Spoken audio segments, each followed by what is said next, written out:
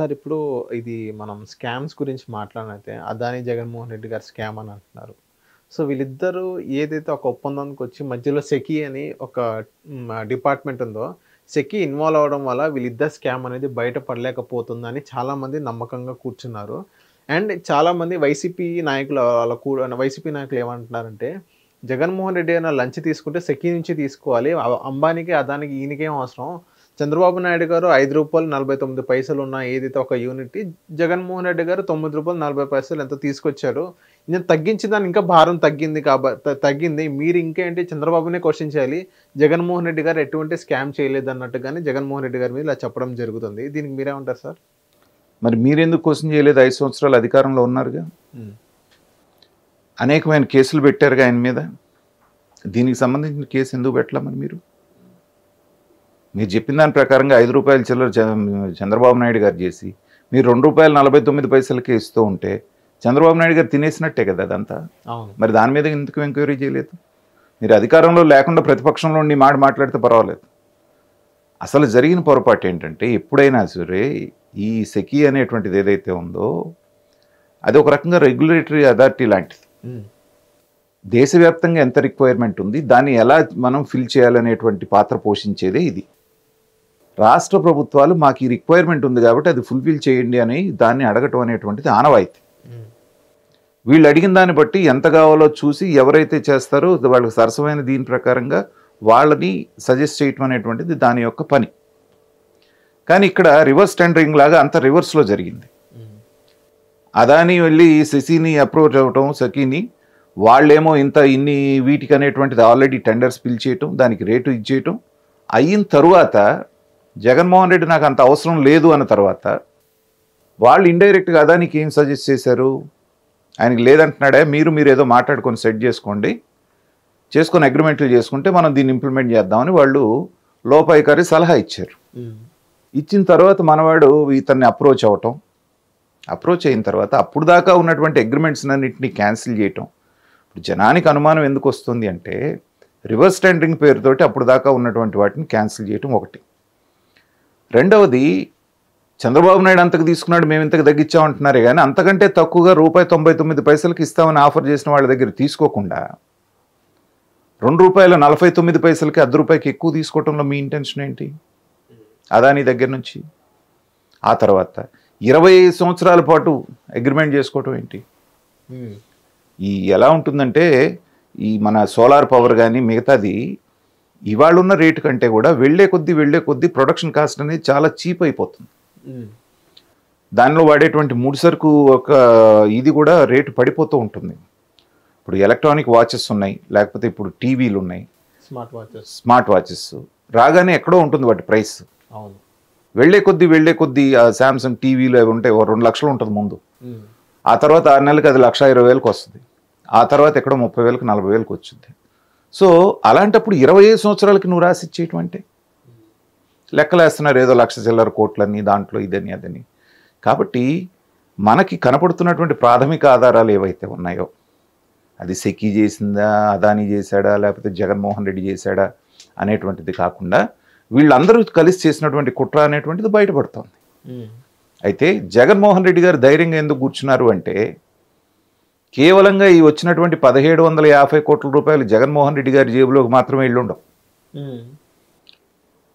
BJP అనేటువంటి ప్రభుత్వం ఏం చేస్తుందంటే, వాళ్ళ చేతులు మాత్రం క్లీన్గా పెట్టుకొని అవినీతి మరకలు వాళ్ళకంటకుండా అవినీతిలో మునిగిపోయినటువంటి జగన్మోహన్ రెడ్డి గారు లాంటి కొంతమంది క్యాండిడేట్స్ని వాళ్ళు పక్కన పెట్టుకొని వీళ్ళకి ఎక్కడ ఫండ్స్ కావాలన్నా ఆ చుట్టుపక్కల రాష్ట్రాల్లో సర్దాలంటే వీళ్ళకి ఆ బాధ్యతలు అప్పచెప్తున్నారు. ఇది బహిరంగ రహస్యం. అంటే బీజేపీ ప్లాన్ సరే మొత్తం బ్యాక్ ఎండ్ నుంచి ఖచ్చితంగా ఎంతో కింద. ఇప్పుడు ఏమీ బీజేపీకి ఈయన మేలు చేయకపోతే జగన్మోహన్ రెడ్డి గారి మీద అంత ప్రేమ ఎందుకు? 3,500 దాదాపు వాయిదాలు ఎలా వస్తాయి? భారతదేశ చరిత్రలో ఏ నిందితుడికైనా 3,500 పైన వాయిదాలు కోర్టులో దొరికినాయా? ఇవాళ వరకు కేసు అనేటువంటిది ముందుకు సాగకుండా ఉన్నటువంటి పరిస్థితి ఉందా? దాదాపు 12-13 సంవత్సరాల నుంచి న్యాయ చరిత్రలో. కాబట్టి పైయాళ్ళ ఆశీర్వాదం లేకుండా ఇది ఎలా జరుగుతుంది? పోనీ అధికారంలో ఉన్నాడు కాబట్టి అనుకోవచ్చు. అధికారం అయిపోయే 5 నెలలు అయిన తర్వాత ఒక్కరోజైనా జగన్మోహన్ రెడ్డి గారు కోర్టుకు అటెండ్ అయినటువంటి ఏ కేసులో అయినా చూసారా మీరు? లేదు. కాబట్టి ఏంటంటే ఆ సెంట్రల్ గవర్నమెంట్ కూడా అమెరికా గవర్నమెంట్ని తప్పు పడుతుందే కానీ అదాని ఈ పని చేశాడని కానీ జగన్మోహన్ రెడ్డి ఈ పని చేశాడని కానీ దాని మీద ఎంక్వైరీ అని కానీ ఒక్క మాట అంటలేదు. పైగా అందరూ కలిసి చంద్రబాబు నాయుడు గారిని అంటున్నారు ఏమని, మీరెందుకు చర్య తీసుకోరు జగన్మోహన్ రెడ్డి మీద?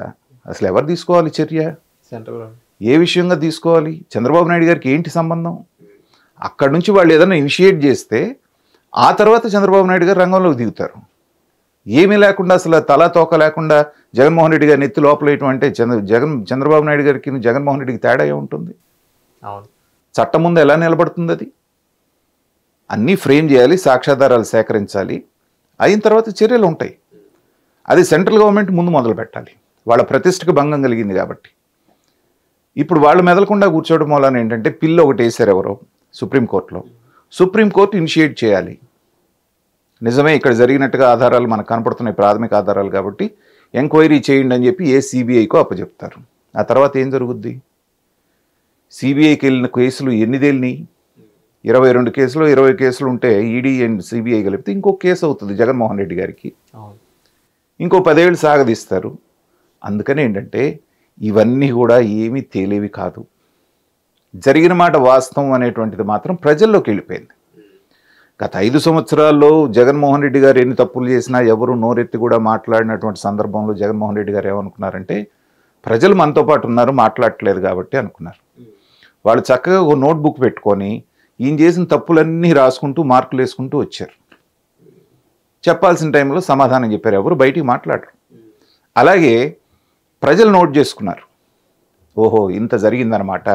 అది ఎవరు చేశారు ఏం చేశారు అది పక్కన పెట్టండి, టెక్నికాలిటీస్. నెక్స్ట్ రాబోయేటువంటి ఎలక్షన్లో కానివ్వండి మిగతా టైంలో దాన్ని బట్టి మళ్ళీ మార్కులు వేస్తారు. ఈ 11ను 5 చేస్తారా 1 చేస్తారా అనేటువంటిది ప్రజల్లో ఉన్నటువంటి ఇది. కాబట్టి వైఎస్ఆర్సీపీకి ఏంటంటే దినదిన గండం నూరేళ్ళ ఆయుష్ అంటారు చూసారా, అలా ఒక్కొక్క స్కామ్ ఇవాళ కూడా ఇంకొకటి బయటకు వచ్చింది. కడప ఎయిర్పోర్ట్కి ఏమాత్రం పనులు చేయకుండా 165 కోట్ల రూపాయలు శాంక్షన్ చేసేశారు. ఎటు పోయినాయో తెలియదు నిధులు. అదొక స్కామ్ ఇప్పుడు బయట. 165 కోట్లు పనులు జరగకుండానే పనులు జరిగినట్టుగా చెప్పటం, అక్కడ నుంచి వాళ్ళు పే అండ్ అకౌంట్స్ వాళ్ళు ఇచ్చేయటం, ఎవరి నోటీస్లో జరగకుండా. అది ఆడిటర్ జనరల్ ఇవాళ పట్టుకొని బయటికి తీస్తే ఎక్కడికి పోయినాయి డబ్బులు అంటే ఏపీఐఏసీకి బదలాయించారు, అక్కడ పనులు ఏం జరగలేదు, అక్కడ నుంచి డబ్బులు మాయమైపోయాయి. వాళ్ళని అడిగినా కానీ నవరత్నాలకి ట్రాన్స్ఫర్ చేశారు అన్నట్టు కూడా చెప్పుకోవచ్చు కదా సార్. అలా చేస్తే అది నేరం. దీనికి ఉద్దేశించినటువంటి డబ్బులు నువ్వు అక్కడ పని చేయకుండా పని చేసినట్టు ఎలా చూపిస్తావు? దానికి బోల్డంత ప్రొసీజర్ ఉంటుంది. పని చేసిరాడు అనేటువంటిది క్షేత్రస్థాయిలో ఉన్నటువంటి ఆఫీసర్లు నిర్ధారించాలి. దాన్ని జిల్లా అధికారులకు వాళ్ళు నివేదించాలి. జిల్లా అధికారులు సచివాలయ అధికారులకు నివేదించాలి, అక్కడ ఉన్న సెక్రటరీస్కి. వాళ్ళు దాన్ని నిర్ధారించి అడ్మినిస్ట్రేటివ్ శాంక్షన్ ఇచ్చి వాళ్ళు పే అండ్ అకౌంట్స్కి వాళ్ళకి పంపించాలి. అప్పుడు మాత్రమే పేమెంట్ అనేది జరగాలి. ఇదేదీ లేకుండా వాళ్ళు అలా అన్నారు ఇలా అన్నారు ఇచ్చేశారు. ఇలాంటివి రకరకాల స్కాములు ఇంకా ఇంకా ఇంకా వచ్చేటువంటి అవకాశం ఉంది. ఇది ఎక్కడ దాకా వెళుతుందనేది తలుచుకుంటేనే మాలాంటి వాళ్ళకి అసలు ఇంత జరగటానికి అవకాశం ఉందా ఒక ప్రభుత్వంలో అనేటువంటి భావన కలుగుతోంది. ఇప్పటికైనా ప్రజలు త్వరగా మేల్కొని వాళ్ళని పక్కన పెట్టారు కాబట్టి కొంతైనా రిలీఫ్ అనేటువంటిది రాష్ట్రానికి వచ్చింది. సార్ ఇదే స్కామ్లో ఏది అదాని జగన్మోహన్ రెడ్డికి అయితే స్కామ్ అనేది చెప్తున్నారో దీని మీద చెవిరెడ్డి గారు ఏమన్నారంటే ఆ పేపర్స్ మీద సంతకం పెట్టింది బాలినేని శ్రీనివాసరెడ్డి, ముందు ఆయన అడగన్నట్టుగా చెప్పారు. సో వెంటనే బాలినేని శ్రీనివాసరెడ్డికి ప్రెస్ మీట్ పెట్టడం జరిగింది. జగన్మోహన్ రెడ్డి గారి పైన చెవిరెడ్డి గారి పైన ఇంకా చాలా నన్ను అయితే టచ్ చేయొద్దు, నన్ను టచ్ చేస్తే మీరు ఎక్కడ ఏ స్కామ్స్ ఎలా చేశారు ఇంకా లోతు కూడా నేను తీస్తారు అన్నట్టుగానే బాలినేని గారు చెప్పడం జరిగింది. సో వీళ్ళిద్దరు గొడవ చూసుకున్నట్లయితే మీకు ఏమనిపిస్తుంది సార్? ఏమనిపిస్తుంది అంటే బాలినేని గారి వర్షన్ కరెక్ట్ అనిపిస్తుంది. ఎందుకంటే గత 5 సంవత్సరాల్లో చిన్న అధికారి కానీ పెద్ద అధికారి కానీ ఒక రాజకీయ నాయకుడు కానీ ఒక ఎమ్మెల్యే కానీ ఎంపీ కానీ మినిస్టర్ కానీ జగన్మోహన్ రెడ్డి పలానా చోట సంతకం పెట్టు అంటే ఎందుకు అని ప్రశ్నించే ధైర్యం వీళ్ళకి ఎవరికన్నా ఉందా? లేదు. సర్వాంతర్యామి అంటారు చూసారా, అన్ని డిపార్ట్మెంట్లని ఆయన కంట్రోల్లో పెట్టుకొని వీటన్నిటి మీద సకల శాఖ మంత్రిలాగా సజ్జల రామకృష్ణారెడ్డి అనేటువంటి ఒక వ్యక్తిని అక్కడ పెట్టుకొని ఆడినటువంటి ఆట. అర్ధరాత్రి 1 గంటకు లేపి వాళ్ళ రేపొద్దున క్యాబినెట్ మీటింగ్ ఉంది కాబట్టి టేబుల్ ఐటమ్గా దాన్ని ప్రజెంట్ చేయాలి కాబట్టి సంతకం పెట్టన్నారు. ఆయన బాలినేని శ్రీనివాసరెడ్డి ఏం చెప్తున్నాడు? ఎజెండాలోకి వెళ్ళాలి, టేబుల్ దీని కింద ఐటమ్ కింద వెళ్ళాలి అంటే ముఖ్య మంత్రిగా కన్సర్న్ మినిస్టర్గా నేను సైన్ చేస్తేనే వెళ్తుంది. అది పెట్టమన్నారు, అది పెట్టాను నేను. మిగతా విషయాలతో నేను ఏమైనా అగ్రిమెంట్ల మీద నేను సైన్ చేశానా, లేకపోతే మిగతా వాటి మీద నేను సంతకం చేశానా, ఏదైనా ఉంటే చూపించండి అంటున్నాడు. పైగా నన్ను గోకితే మొత్తం ఇదంతా నేను బయట, అతనేమన్నాడు, రష్యాలో నువ్వేం చేసావో నేను బయట పెడతానన్నాడు, నువ్వు అమెరికాలో ఏం చేసావో నేను బయట పెడతానంటున్నాడు. ఇది ఎలా ఉంటుందంటే దొంగలు బాగా దోపిడీ చేసుకున్న తర్వాత ఏవో తేడాలు వచ్చి ఒకడు బయటకు వస్తే వాడిని ఏదో చేయబోతే వాడు మొత్తం నేను బయట పెడతాను అన్నట్టుగా ఉంది వ్యవహారం. పంపకాల్లో తేడా వచ్చినప్పుడు అంతే కదా. నిన్నటిదాకా ఈ బాలినేని శ్రీనివాసరెడ్డి అనే వ్యక్తి తాను ముక్కే, జగన్మోహన్ రెడ్డి గారిని విపరీతంగా పొగిడిన వాళ్ళలో ఈయన ఉన్నాడు, క్యాబినెట్ లో ఉన్నారు ఆయన. మరి వాళ్ళు బయటకు వచ్చిన తర్వాత పైగా దగ్గర బంధువు ఇవాళ బయటకు వచ్చి మాట్లాడుతున్నారంటే ఏంటంటే తేడాలు వచ్చినాయి, బయటకు వచ్చారు. కానీ ఈ విషయంలో నేను బాలినేని శ్రీనివాసరెడ్డి గారి వాదనని నమ్ముతున్నాను. ఎందుకంటే వాళ్ళు స్వయంగా ఏదన్నా చేసేటువంటి అధికారం కానీ, లేకపోతే ఈ వచ్చిన 1750 కోట్లలో బాలినేని శ్రీనివాసరెడ్డి నువ్వు కన్సర్న్ మినిస్టర్ కాబట్టి 100 కోట్లు నువ్వు తీసుకో అనే మనస్తత్వం జగన్మోహన్ రెడ్డి గారికి కానీ అది లేదు.